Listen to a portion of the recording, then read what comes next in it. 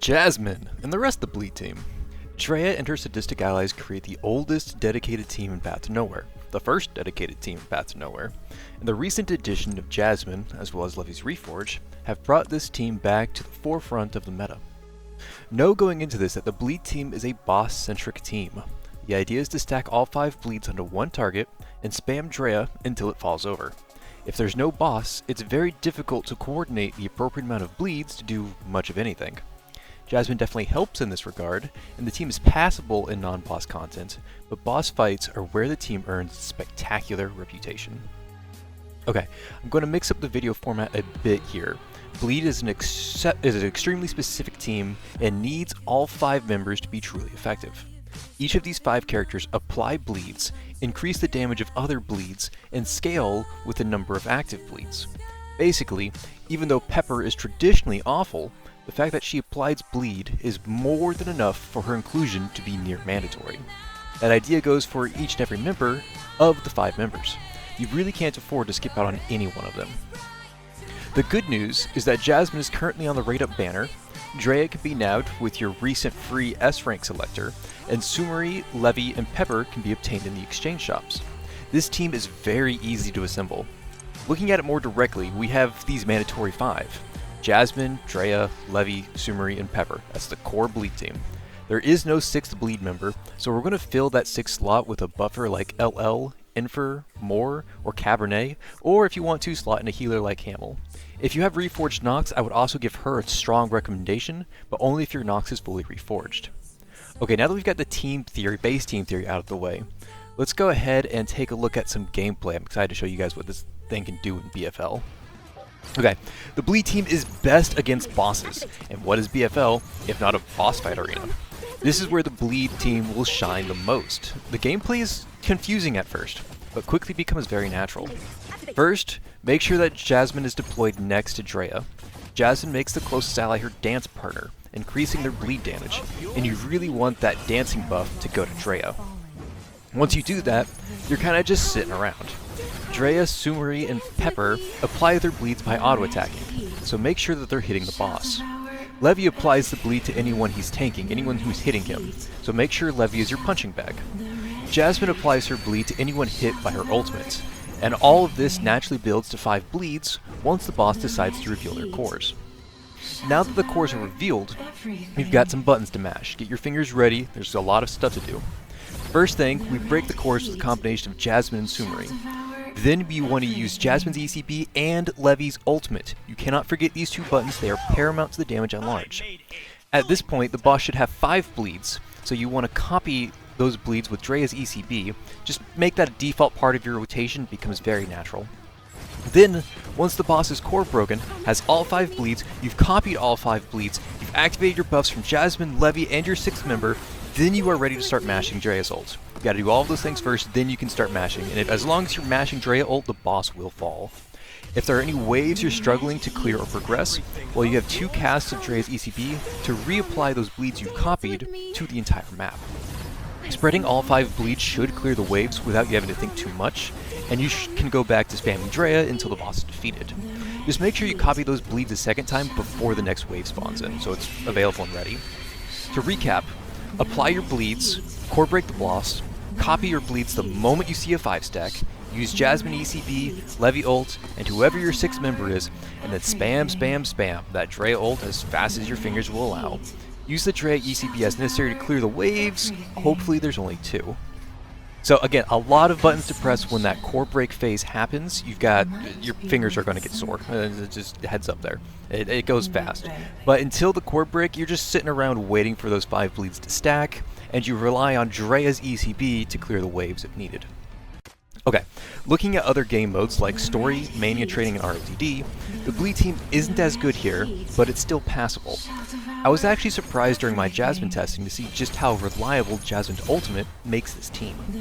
Having that guaranteed bleed source being applied in a large AoE and on demand allows you to keep the pressure up without micromanaging too hard.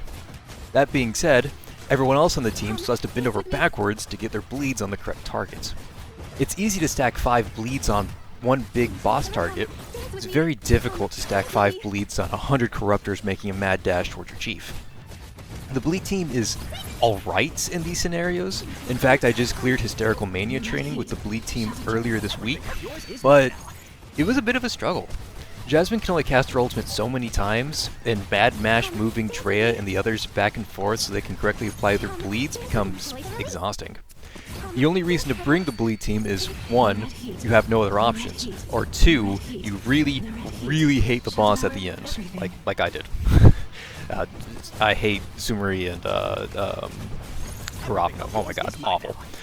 But as you can see on this stage, you can clear the bosses really fast, but after that you just sort of run out of gas, struggling to overcome the influx of waves.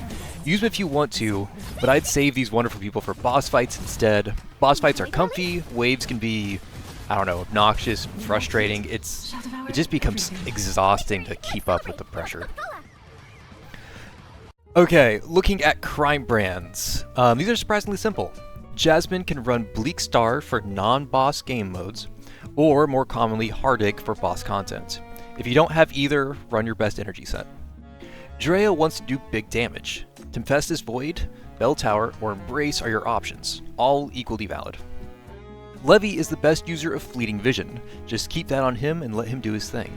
If you don't have Fleeting Vision, just run your best energy set. Sumeri doesn't really care about her Crimebrands. Just give her an energy set so she can core break when needed. Alternatively, give her Hardik instead of Jasmine. Pepper is going to run a support set, preferably Soul Rift and the new Eroded Sand Crimebrand, but she's flexible and can take on whatever filler Crimebrands you need her to bring, including Paradise Regained. The Crimebrand division support obviously varies from support to support, but most of these want a dedicated energy or a dedicated healing set. Again, 6 is flexible.